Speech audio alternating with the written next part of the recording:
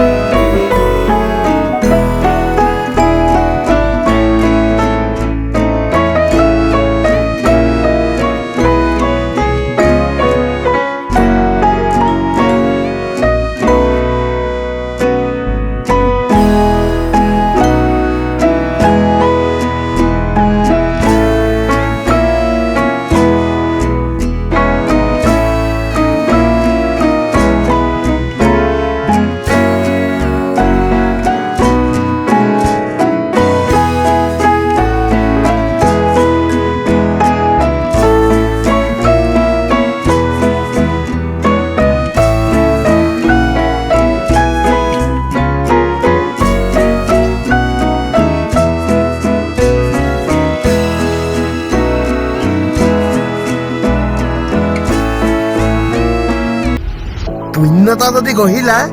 তেহে ৰূপমান জ্ঞানীজনেহে থৈ যায় সৎ কামৰ দান